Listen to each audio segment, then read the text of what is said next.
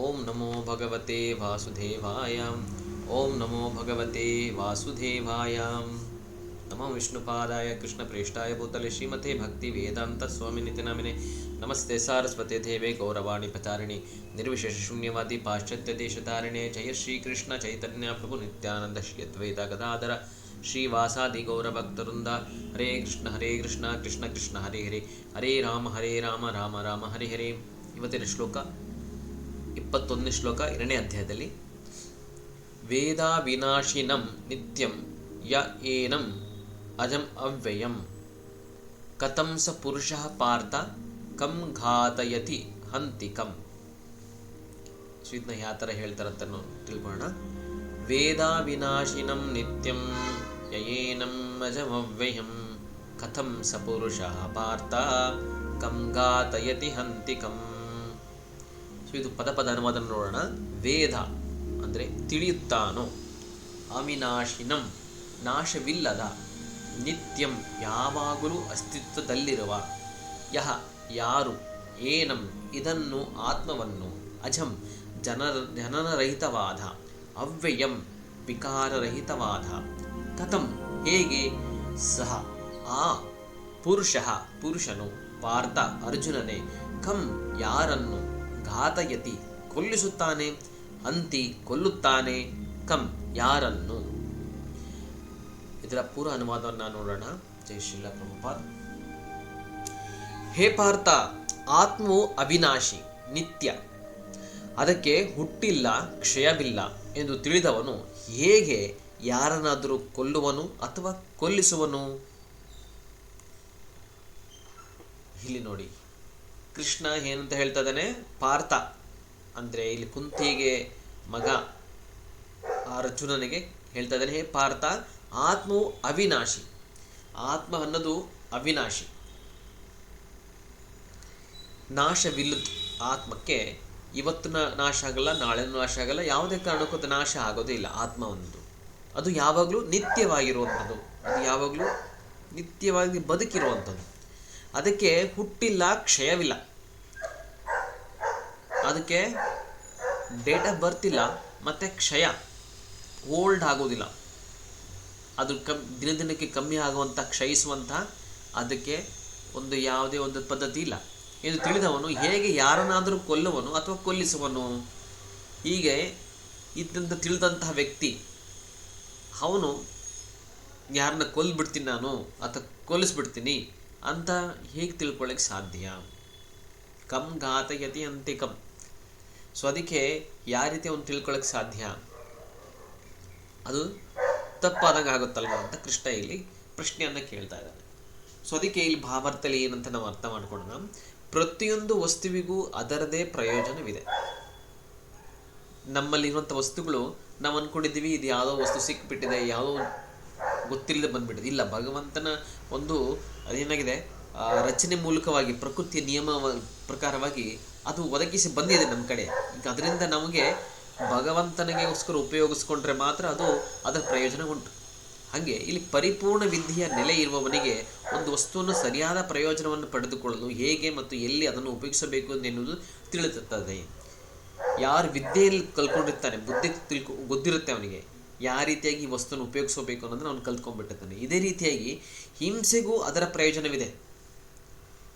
ಈಗ ಹಿಂಸೆ ಅಹಿಂಸೆ ಎಲ್ಲವೂ ಗೊತ್ತು ನಮಗೆ ಅಲ್ವಾ.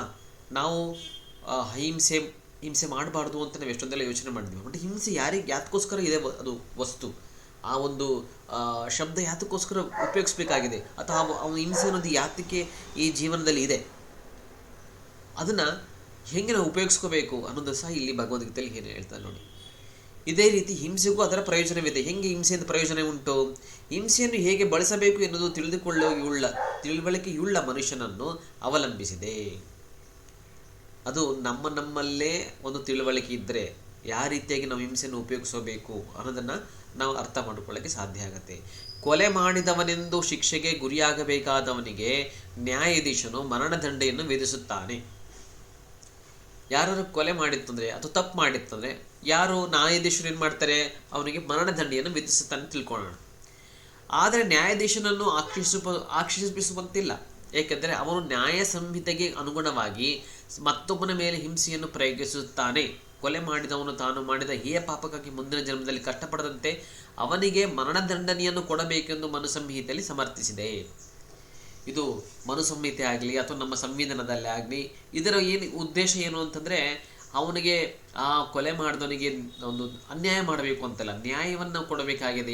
ಯಾವ ತಿರಿಯ ನ್ಯಾಯ ಇದಲ್ಲಿದೆ, ಅವನಿಗೆ ಹಿಂಸೆ ಕೊಡಲೇಬೇಕಾಗಿದೆ. ಇದು ಹಿಂಸೆಯ ಪ್ರಯೋಜನ ಉಂಟು, ಇದರಲ್ಲೂ ಸಹ ಇದರಲ್ಲಿ ಇದೆ. ಅಯ್ಯೋ ಅವನಿಗೆ ಹಿಂಸೆ ಆಗುತ್ತೆ, ಹಿಂಸೆ ಆಗುತ್ತೆ, ಅಹಿಂಸೆ ಆಗುತ್ತೆ, ಇದರ ಉದ್ದೇಶ ಅದರಲ್ಲಿ ಇಲ್ಲ. ಇದರ ಒಂದು ಪ್ರಯೋಜನ ಅದರಲ್ಲಿ ಸ್ಪಷ್ಟವಾಗಿ ಹೇಳಲಾಗಿದೆ, ಯಾವ ರೀತಿಯಾಗಿ ನಾವು ಇದನ್ನು ಪ್ರಯೋಗಿಸಬೇಕಾಗಿದೆ ಅನ್ನೋದನ್ನು. ಆದ್ದರಿಂದ ರಾಜನು ಕೊಲೆಗಡುಕನನ್ನು ನೇಣು ಹಾಕಬೇಕೆಂದು ವಿಧಿಸಿದಾಗ ಅವನಿಗೆ ಉಪಕಾರವನ್ನೇ ಮಾಡುತ್ತಿದ್ದಾನೆ. ಇದು ಮನುಸಂಹಿತೆಯಲ್ಲಿ ಹೇಳಿದ ಪ್ರಕಾರ ಯಾರು ಒಬ್ಬರನ್ನು ಕೊಲೆ ಮಾಡಿರ್ತಾನೆ ಅವನಿಗೆ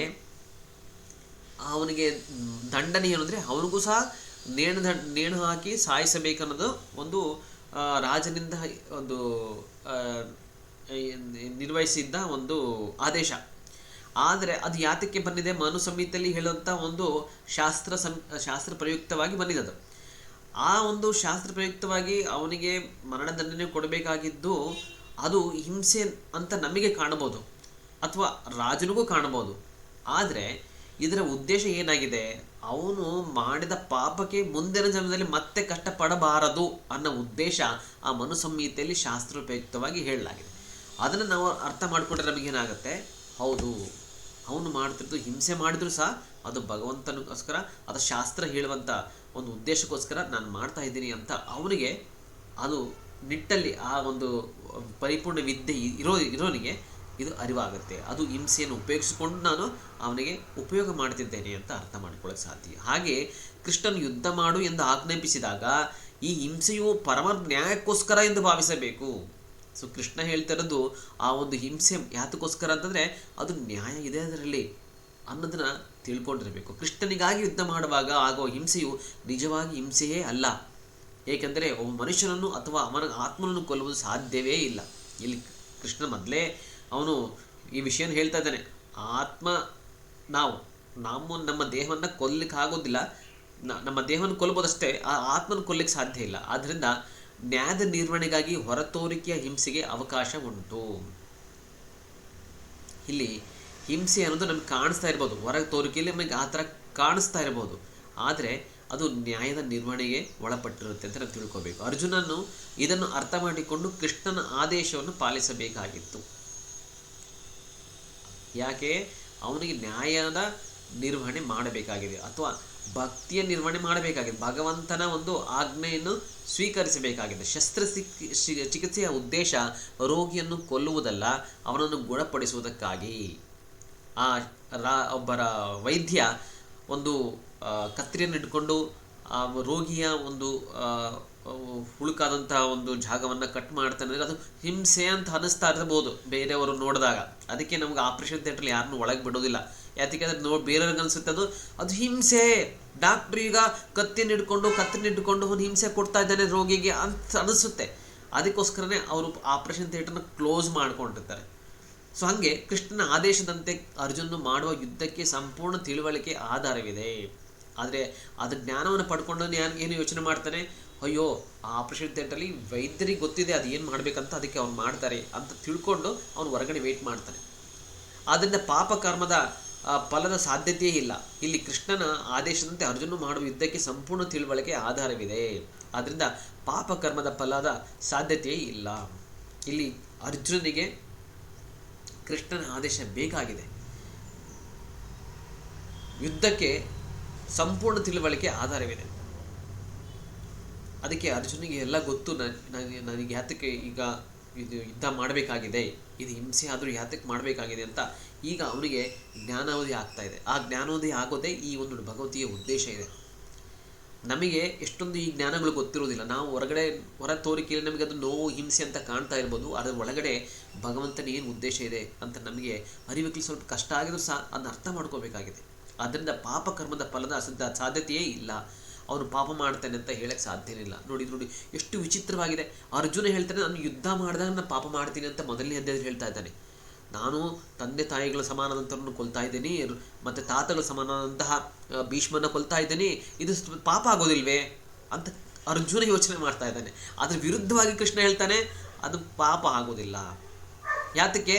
ಅದು ಹಿಂಸೆ ಅಂತ ನೀನು ಅಂದ್ಕೊಂಡು ಪಾಪ ಅಂದ್ಕೊಳ್ತಾ ಇದ್ದೀಯಾ, ಅದರ ಹಿಂಸೆ ಅಲ್ಲ, ಅದನ್ನ ಚಿಕಿತ್ಸೆ ಆಗ್ತಾ ಇದೆ ಅಂತ ಕೃಷ್ಣ ಇಲ್ಲಿ ಅವನು ಅರ್ಜುನನಿಗೆ ಸ್ಪಷ್ಟ ಮಾಡ್ತಾ ಇದ್ದಾನೆ. ನೀನು ಮಾಡ್ತಿರೋದು ಯಾವುದೇ ಕಾರಣಕ್ಕೂ ಇದು ಕೃತ್ಯ ಅಲ್ಲ, ಇದು ಒಂದು ಶ್ರೇಯಸ್ಕರವಾದ ಕಾರ್ಯ ಅಂತ ಕೃಷ್ಣ ಅವನಿಗೆ ಎಂಕರೇಜ್ ಮಾಡ್ತಾ ಇದ್ದಾನೆ. ಸೊ ಈ ರೀತಿ ಭಗವಂತ ಎಷ್ಟೊಂದು ವಿಚಾರವನ್ನು ಇಲ್ಲಿ ಭಗವದ್ಗೀತೆಯಲ್ಲಿ ಹೇಳ್ತಾ ಇದ್ದಾನೆ. ಆತ್ಮದ ಜ್ಞಾನವನ್ನು ಕೊಡ್ತಾ ಅವನಿಗೆ ಪ್ರೋತ್ಸಾಹನ ಕೊಡ್ತಾ ಇದ್ದಾನೆ. ಸೊ ಇಲ್ಲಿ ನಿಲ್ಲಿಸೋಣ.